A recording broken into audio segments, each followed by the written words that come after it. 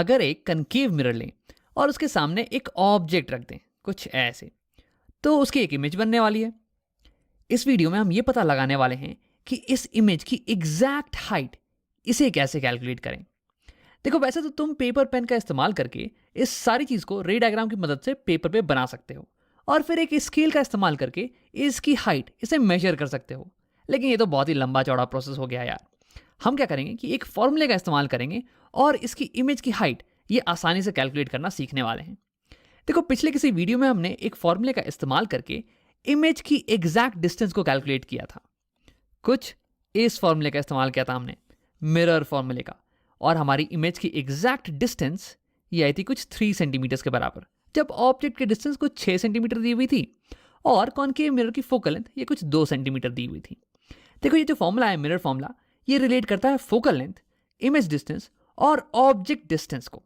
इन तीनों में से कोई भी दो चीज़ की वैल्यू अगर तुम्हें पता हो तो ये फॉर्मूला तुम्हें तीसरी चीज़ की वैल्यू दे देता है। लेकिन देखो, इस फॉर्मूले में कहीं भी इमेज की हाइट इसके बारे में तो कोई जिक्र ही नहीं है। तो यानी कि इस फॉर्मूले का इस्तेमाल मैं इमेज की हाइट कैलकुलेट करने के लिए तो नहीं कर सकता हूं, मुझे एक नए फॉर्मूले का इस्तेमाल करना पड़ेगा। और ये फॉर्मूला कुछ ऐसा दिखता है। देखो यहाँ पे HI/HO, यहाँ पे H ये हो गया हाइट और I ये हो गया इमेज। यानी कि इमेज की हाइट डिवाइड बाय ऑब्जेक्ट की हाइट ये बराबर है -V/U, जहां पे V का मतलब हो गया इमेज की डिस्टेंस और U का मतलब हो गया ऑब्जेक्ट की डिस्टेंस। तो यानी कि ये फॉर्मूला ये रिलेट करता है इमेज की हाइट टू ऑब्जेक्ट की हाइट के रेशियो को इमेज की डिस्टेंस टू ऑब्जेक्ट की डिस्टेंस के रेशियो से। तो इस फॉर्मूले की मदद से हम इमेज की एग्जैक्ट हाइट कैलकुलेट करते हैं।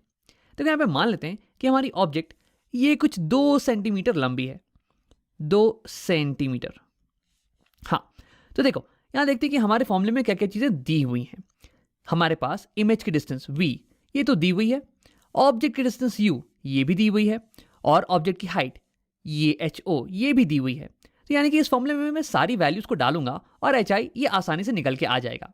लेकिन हाँ, एक चीज़ का ध्यान रखना, यहाँ पे सारी चीज़ें ये साइन सेंसिटिव है, तो यानी कि हमें साइन का खासकर ध्यान रखना पड़ेगा। तो मैं साइन कन्वेंशन तो याद ही होगा। देखो, साइन कन्वेंशन का पहला नियम ये कहता है कि सारी डिस्टेंसेस ये मेजर होंगी पोल ऑफ द मिरर से। ये हो गई पोल ऑफ द मिरर। उसके बाद दूसरा नियम ये कहता है कि जो भी डिस्टेंसेस हम इंसिडेंट रे की डायरेक्शन में मेजर करेंगे ना, वो पॉजिटिव साइन के साथ लिखी जाएंगी। तो देखो, ये हो गई मेरी ऑब्जेक्ट और इंसिडेंट डायरेक्शन, ये यहां से रे निकलेगी और इंसिडेंट होने वाली है राइट चल के मिरर पे। तो यानी कि राइट डायरेक्शन में जो भी मेजरमेंट होगी वो पॉजिटिव होने वाली है और लेफ्ट डायरेक्शन में जो भी मेजरमेंट होगी पोल से, यानी कि इस डायरेक्शन में, वो नेगेटिव होने वाली है। लेफ्ट डायरेक्शन इज नेगेटिव और राइट डायरेक्शन इज पॉजिटिव। अब तीसरा नियम साइन कन्वेंशन का ये था कि जो भी हाइट्स हम प्रिंसिपल एक्सिस के ऊपर मेजर करेंगे वो पॉजिटिव कहलाएंगी, जो भी हाइट्स हम ऊपर की तरफ मेजर करेंगे वो पॉजिटिव कहलाएंगी, और जो भी हाइट्स हम प्रिंसिपल एक्सिस से नीचे की तरफ मेजर करेंगे वो नेगेटिव साइन के साथ लिखी जाने वाली हैं। तो चलो आओ इन साइंस के साथ हम सारी वैल्यूज को इस इक्वेशन में डालते हैं। तो ये हो गया। हाँ, सबसे पहले हम डालते हैं इमेज डिस्टेंस V। तो इमेज है हमारी पोल से लेफ्ट साइड में, ये हो गई ग्रीन इमेज 3 सेंटीमीटर की तरफ लेफ्ट में, है ना। तो यानी कि माइनस साइन के साथ आने वाला है। माइनस, फॉर्मूले में माइनस तो पहले से है, V की वैल्यू हो जाएगी -3 सेंटीमीटर। अब ऐसे मैं सेंटीमीटर यहाँ पे लिख नहीं रहा हूँ क्योंकि सारी यूनिट्स, सारी वेरिएबल्स की यूनिट्स सेंटीमीटर ही है, तो वो कैंसिल आउट हो जाने वाली हैं। डिवाइडेड बाय U, U हो गया ऑब्जेक्ट डिस्टेंस। अब देखो, ऑब्जेक्ट ये पोल से कुछ लेफ्ट डायरेक्शन में है, नेगेटिव साइड की डायरेक्शन में 6 सेंटीमीटर की दूरी पे। तो यानी कि इसकी मेजरमेंट हो जाएगी -6 सेंटीमीटर। अब यहाँ पे लेफ्ट हैंड साइड में है HI। अब HI की वैल्यू तो हमें कैलकुलेट ही करनी है। Height of image divided by HO, यानी कि हाइट ऑफ ऑब्जेक्ट।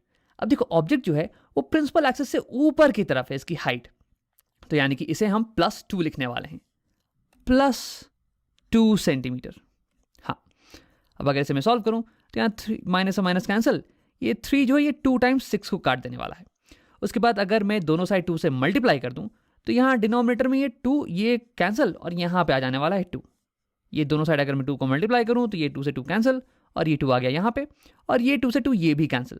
तो फाइनली मेरे पास बचने वाला है राइट हैंड साइड में 1, और यहाँ पे एक माइनस साइन ये पहले से था, यानी कि हमारे पास आ गई है HI की वैल्यू।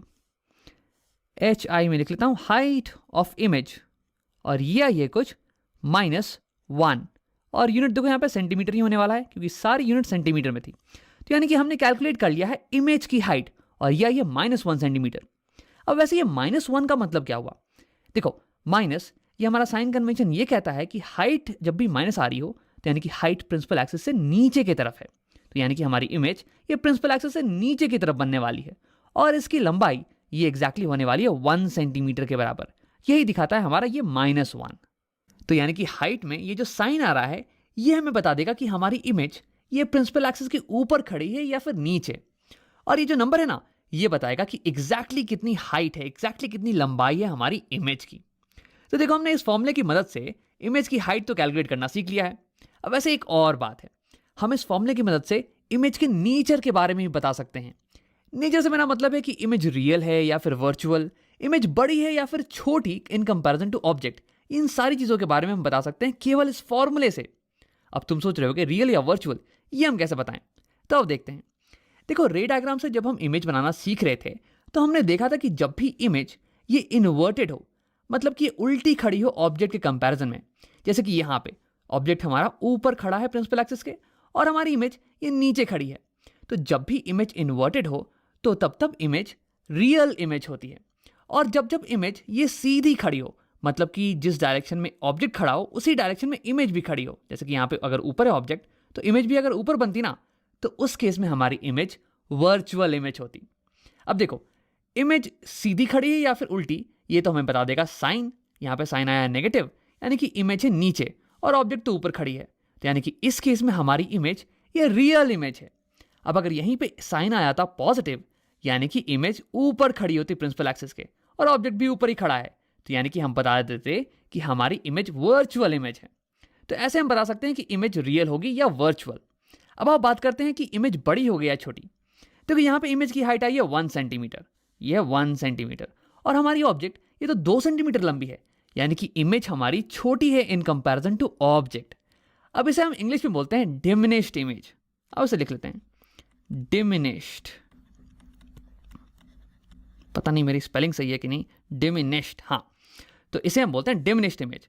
और अगर यहीं पे इस केस में अगर हमारी हाइट ऑफ इमेज ये 2 सेंटीमीटर से बड़ी आ जाती, जैसे कि मान लो कि 3 सेंटीमीटर्स, तो उस केस में कहते हैं कि हमारी इमेज ये बड़ी है ऑब्जेक्ट से, और इसे हम इंग्लिश में बोलते हैं मैग्नीफाइड इमेज। अब इसी इंग्लिश के वर्ड पे हमारे इस फॉर्मूले का नाम भी पड़ा है और इस फॉर्मूले को हम बुलाते हैं मैग्निफिकेशन फॉर्मूला। मैग्निफिकेशन फॉर्मूला क्योंकि ये फॉर्मूला हमें बताता है कि हमारी इमेज ये कितनी गुना बड़ी होगी या फिर कितनी गुना छोटी होगी हमारी ऑब्जेक्ट के कंपैरिजन में। तो यानी कि इस फॉर्मूले का इस्तेमाल करके हम इमेज की हाइट और इमेज की नेचर, यानी कि इमेज रियल है या वर्चुअल या फिर वो बड़ी है या छोटी, ये पता कर सकते हैं। लेकिन देखो ये तो तब की बात थी जब तुम्हें ऑब्जेक्ट की हाइट दी हुई हो। अगर मैं तुम्हें ऑब्जेक्ट की हाइट ना दूं तो क्या तुम इमेज की हाइट और उसके नेचर के बारे में बात कर सकते हो? अब देखो तुम यहाँ पे ये बोलोगे कि राम ऐसा कैसे पॉसिबल है, एक इक्वेशन में 2 वेरिएबल, ये तो बड़ी ही नाइंसाफी हो जाएगी। ऑब्जेक्ट की हाइट और इमेज की हाइट दोनों हमें पता नहीं होगी तो हम इमेज की हाइट कैसे कैलकुलेट करने वाले हैं? तो देखो तुम्हारी बात तो बिल्कुल ही सही है, एक इक्वेशन 2 वेरिएबल ये तो सॉल्व नहीं होने वाला है। लेकिन देखो हम इमेज की हाइट एग्जैक्टली भले ही ना कैलकुलेट कर पाए, लेकिन अभी भी हम इमेज के नेचर के बारे में बात कर सकते हैं। हम अभी भी ये बता सकते हैं कि इमेज रियल होने वाली है या वर्चुअल, और इमेज बड़ी होने वाली है या छोटी। अब देखते हैं कैसे। देखो ये मैं इसे हटा देता हूं। हाँ, मान लो कि तुमने v और u की वैल्यू सारी सही साइंस के साथ यहां पर डाल दी और फिर तुम्हें ये आ रहा है कि hi/ho height of image by object ये आ रहा है कुछ +2 के बराबर। अब देखो इस केस में अगर मैं दोनों साइड ho से मल्टीप्लाई कर दूं, ho से मैं दोनों साइड मल्टीप्लाई कर देने वाला हूं, तो ho से ho कैंसिल और हमारे पास बच जाएगा hi = 2ho, यानी कि इमेज की हाइट ये बराबर है 2 × ऑब्जेक्ट की हाइट, यानी कि हमारी इमेज की हाइट ये दुगनी है ऑब्जेक्ट की हाइट से, यानी कि हमारी इमेज ये बड़ी है ऑब्जेक्ट से, ये मैग्नीफाइड है। अब आप जल्दी से एक और एग्जांपल करके देख लेते हैं। इस बार जब मैंने v और u की वैल्यू साइंस के साथ डाली तो मुझे इस रेशियो की वैल्यू hi/ho की वैल्यू ये आ गई +½ अब आप पता लगाते हैं कि हमारी इमेज की हाइट ये बड़ी है या छोटी। क्यों नहीं तुम वीडियो को एक बार पॉज करो और इसे मुझसे पहले सॉल्व करने की कोशिश करो। अब अगर तुमने सॉल्व कर लिया है तो आओ देखते हैं। सेम मैं दोनों साइड ho से मल्टीप्लाई करने वाला हूं, दोनों साइड अगर मैं HO से मल्टीप्लाई कर दूं तो यहां से HO से HO कैंसिल, और फाइनली हमारे पास बच जाएगा HI is equal to half HO, यानी कि इमेज की हाइट ये आधी है ऑब्जेक्ट की हाइट से। यानी कि इस बार हमारी इमेज ये छोटी आ रही है ऑब्जेक्ट से, यानी कि हमारी इमेज ये डिमिनिश्ड होने वाली है। तो यानी कि अगर मुझे केवल HI/HO इस रेशियो की वैल्यू पता हो तो मैं ये बता सकता हूं कि हमारी इमेज ये बड़ी होने वाली है या छोटी, ये मैग्नीफाइड होने वाली है या डिमिनिश्ड। और इसलिए इस रेशियो को ही हम मैग्निफिकेशन बुलाते हैं और इसे हम कैपिटल M से डिनोट करते हैं, HI/HO को। तो यानी कि कहीं भी तुम्हें अगर मैग्निफिकेशन की वैल्यू पता हो, मैग्निफिकेशन की वैल्यू दी हुई हो एज कुछ x मान लो, तो यानी कि तुम्हें HI/HO height of image to height of object की रेशियो दी हुई है। तो ये तो हो गई मैग्निफिकेशन की बात। अब आप देखते हैं कि अगर हमें इस रेशियो की वैल्यू दी हुई है तो क्या हम ये बता सकते हैं कि हमारी इमेज रियल होगी या वर्चुअल। तो देखो, ये जो राइट हैंड साइड है -v/u, ये साइन सेंसिटिव है, तो यानी कि इसकी वैल्यू प्लस भी आ सकती है और माइनस भी आ सकती है। मान लो कि पहला एग्जांपल लेते हैं जिसमें कि हमारी वैल्यू ये आ रही है +2 के बराबर, HI/HO इज इक्वल टू +2। अब दोनों साइड अगर हम HO से मल्टीप्लाई करते हैं तो ये HO कैंसिल और यहां पे आ जाएगा HO, तो HI is equal to +2HO। अब क्योंकि यहाँ पे प्लस साइन है, इसका मतलब कि जो भी साइन होने वाला है HO का, हाइट ऑफ ऑब्जेक्ट का, वही साइन होने वाला है इमेज की हाइट का भी। जैसे कि मान लो कि ऑब्जेक्ट की हाइट हो गई कुछ +3, यानी कि +3 इंटू +2 ये हो जाने वाला है +6, यानी कि ये हो जाएगी इमेज की हाइट +6। तो देखो, ऑब्जेक्ट था प्लस, इमेज भी है प्लस, तो यानी कि जो साइन होने वाला है ऑब्जेक्ट का वही साइन होगा इमेज का। अब इसका मतलब ये हुआ कि इमेज और ऑब्जेक्ट दोनों सेम साइड पे खड़े होने वाले हैं, बिल्कुल एक जैसे ही खड़े होने वाले हैं। अब क्योंकि ऑब्जेक्ट प्लस है, यानी कि object above the principal axis है, और क्योंकि इमेज ये भी प्लस ही आया है, तो यानी कि इमेज ये भी अबव द प्रिंसिपल एक्सिस होने वाला है। अब देखो, क्योंकि सेम साइड पे खड़े हैं दोनों ऑब्जेक्ट और इमेज, तो रे डायग्राम से हमें ये पता है कि जब भी ऐसा होता है ना, तब तब हमारी इमेज ये वर्चुअल इमेज होती है। यानी कि जब जब इमेज सेम साइड पे होती है ऑब्जेक्ट के, तब तब इमेज ये वर्चुअल इमेज कहलाती है। यानी कि जब भी हमारे पास ये रेशियो की वैल्यू पॉजिटिव आए, पॉजिटिव साइन के साथ आए, तो हम ये कह सकते हैं कि हमारी इमेज ये वर्चुअल इमेज है, वर्चुअल इमेज। अब आप देखते हैं कि अगर इस रेशियो की वैल्यू, मैग्निफिकेशन की वैल्यू माइनस साइन के साथ आए तो क्या होता है। तो मान लेते हैं कि इस बार हमारी वैल्यू आ रही है कुछ -1/2 के बराबर, HI/HO इज इक्वल टू -1/2। अब अगर मैं दोनों साइड HO से मल्टीप्लाई करूं तो ये HO कैंसिल और हमारे पास आ जाएगा HI is equal to -1/2HO। अब देखो, क्योंकि यहाँ पे एक माइनस साइन है, इसका मतलब ये हुआ कि जो भी साइन होने वाला है ऑब्जेक्ट की हाइट का, ठीक उसका ऑपोजिट साइन हो जाएगा इमेज की हाइट का। अब देखो, ऐसा इसलिए क्योंकि मान लो कि अगर HO ये है कुछ +3 मान लो, ठीक है, तो प्लस इंटू माइनस ये हो जाने वाला है माइनस, यानी कि इमेज की हाइट हो जाने वाली है माइनस। तो ऑब्जेक्ट था प्लस, यानी कि ऑब्जेक्ट होने वाला है प्रिंसिपल एक्सिस के ऊपर, और इमेज या है नेगेटिव, यानी कि इमेज होने वाला है प्रिंसिपल एक्सिस के नीचे, यानी कि इमेज ऑपोजिट साइड खड़ा है, इमेज इनवर्टेड है। और हमने रे डायग्राम की मदद से ये देखा था कि जब भी इमेज इनवर्टेड होता है ना, तब तब इमेज रियल इमेज होता है। यानी कि जब भी इस रेशियो की वैल्यू माइनस होगी, तब तब हमारे पास इमेज ये रियल इमेज आने वाला है, रियल इमेज।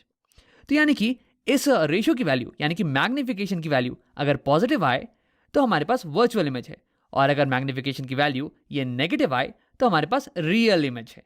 तो अभी तक हमने मैग्निफिकेशन फॉर्मूले से तो बहुत खेल लिया है, अब एक बार रिकैप कर लेते हैं। मैग्निफिकेशन फॉर्मूला ये इमेज की हाइट और ऑब्जेक्ट की हाइट के रेशियो को रिलेट करता है इमेज के डिस्टेंस और ऑब्जेक्ट के डिस्टेंस के रेशियो से। अब अगर तुम्हें ये इन तीनों वेरिएबल्स की वैल्यू पता हो तो तुम इमेज की हाइट, इसकी एग्जैक्ट वैल्यू कैलकुलेट कर सकते हो, और फिर उसकी मदद से तुम इसके नेचर के बारे में भी पता कर सकते हो कि इमेज कितनी बड़ी है या छोटी, इमेज रियल है या वर्चुअल।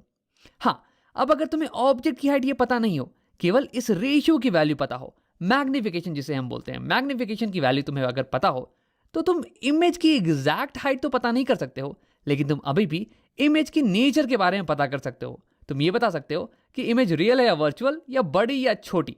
अगर ये मैग्निफिकेशन की वैल्यू पॉजिटिव आए तो फिर इमेज वर्चुअल होने वाली है, और अगर इस मैग्निफिकेशन की वैल्यू नेगेटिव आए तो यानी कि इमेज रियल होने वाली है। और वैसे ही अगर इस रेशियो की वैल्यू, मैग्निफिकेशन की वैल्यू 1 से बड़ी हो तो यानी कि इमेज मैग्नीफाइड है, और अगर ये 1 से छोटी हो तो यानी कि इमेज डिमिनिश्ड है, यानी कि छोटी है।